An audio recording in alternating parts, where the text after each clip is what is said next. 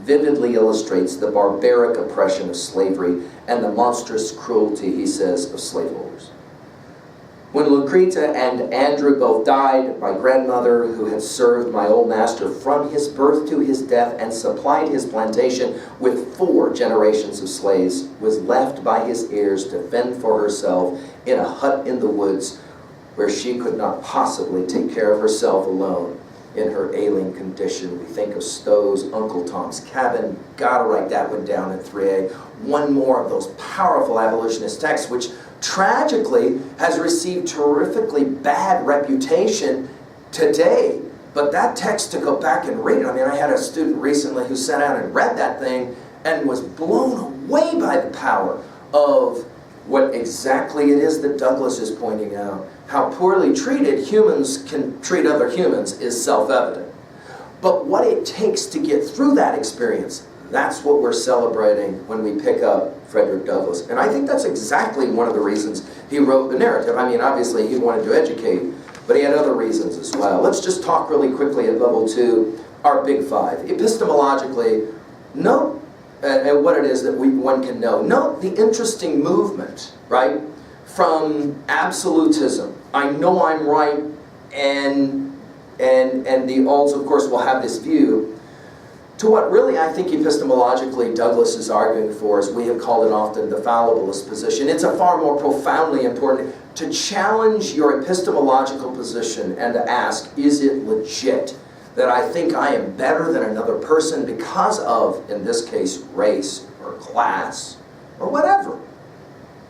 Ontologically, well, this is powerful, right? We are all humans. There are no laws, as I pointed out. There are no laws for teaching mules to read. Why are there no laws for teaching mules to read and there were for slaves? Because those slave owners knew these were human beings and they didn't want to admit that, tragically.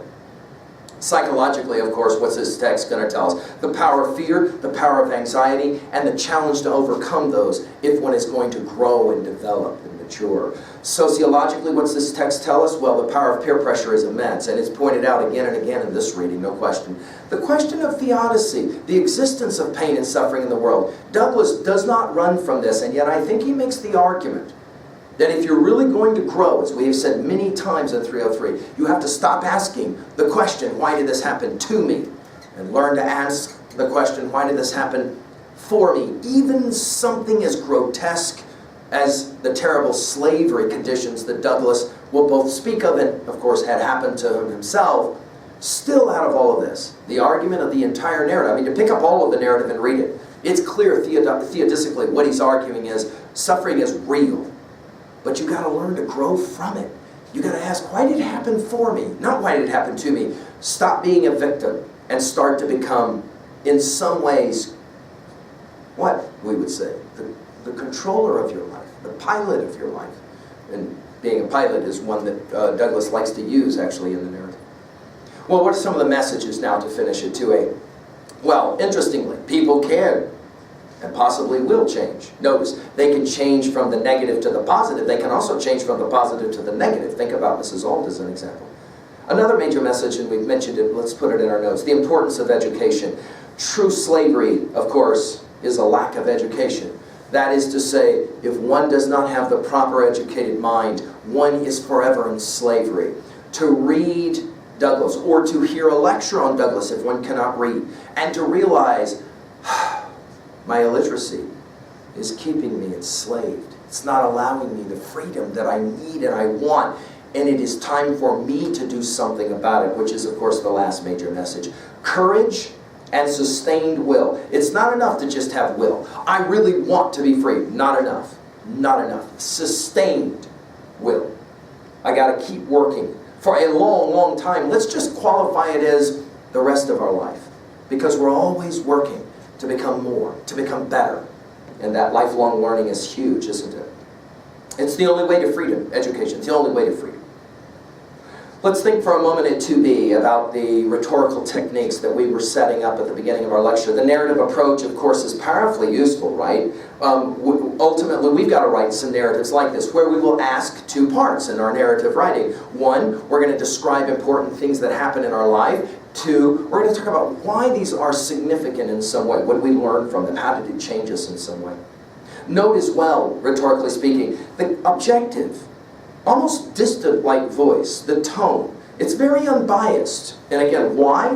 Because Douglas didn't want to come across as just sentimental, right? He wanted to say, this is what happened, this is how I endured it, and if I can get through it, so can others. Of course, in the process, no question, make no bones about it. He is saying clearly what he believes to be injustice, and he's making sure that the reader has to agree. To not agree with Douglas about what he describes as injustice leads one down a very dark road, right? Which epistemologically, again, takes us away from that notion of relativism.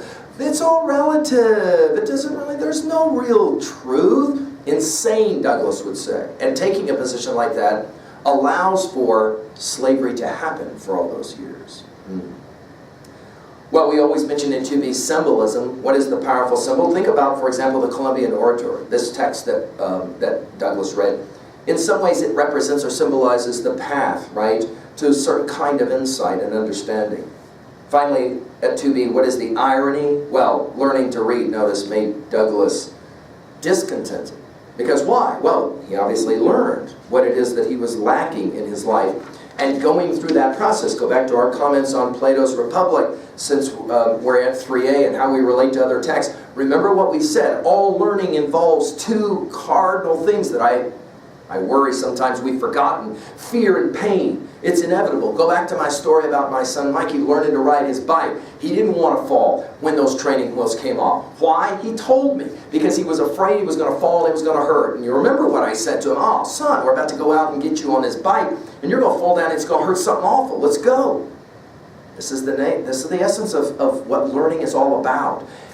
Of course we believe in happiness. But remember, Jefferson said it was the pursuit of happiness. Often that little word, that pursuit. And of course, we know of Will Smith's film that celebrates this notion of if you want to be free, you got to work at it, not just for a little while, but for a long time. Plato's Republic will bring this to mind. Martin Luther King, I Have a Dream, certainly is an analog to this reading, as well as the one that we'll be studying, the Birmingham jail text, as we get ready to study it. We'll be looking as well as at Thoreau's Civil Disobedience in our next lecture, and we're going to want to put that one in at 3a as well. But I would suggest this one, a text that I have said I really believe should be necessary reading for all middle school, high school students.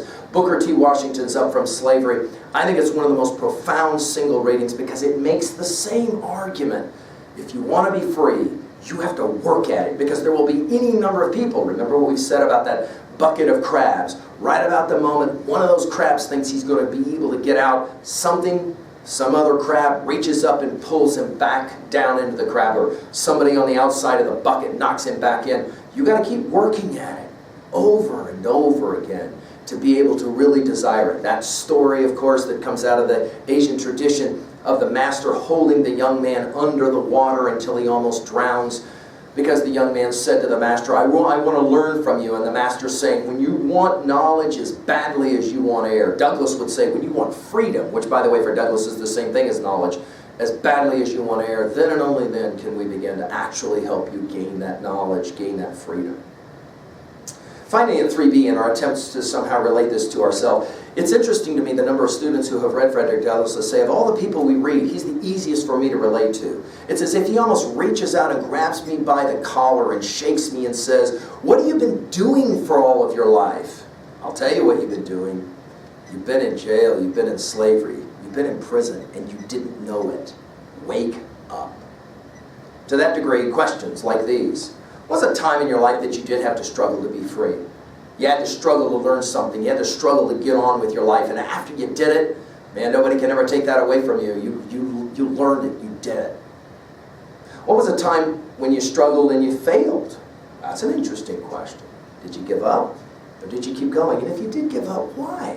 Looking back on it. Of course, whatever struggles you have, most readers of this text will say, whatever struggles I have, they ain't nothing close to what Douglas had to put up with, and look what he was able to accomplish.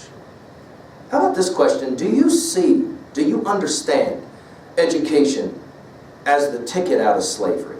We've often called it perspicacity. There's 2 kinds of sight, right? There's outside, I can see you sitting there, but there's this insight. That doesn't mean I roll my eyes into the back of my head and I can see my brain. No, no. Insight, perspicacity, wisdom, gaining a certain kind of understanding that I can then use in some way. As we have often said, there's two kinds of ups, right? There's growing up, which obviously we're physically doing, but there's also waking up, isn't there? Right? That coming to an understanding. Is it for you education? Do you see education this way? And a final question, and I think Douglas demands that you ask and answer. Spend some time thinking about this one. How will you use your education to gain freedom? The simple term is lifelong learning, no question. How are you going to do that, though? Well, I hope that this text has challenged you. We'll turn now next to Thoreau's civil disobedience and study the brilliant rhetorical techniques of Thoreau. And we'll marvel at the American experience. Isn't it amazing, this country? I hope that you're gaining a sense of patriotism in your study and your reading of these texts. Thank you.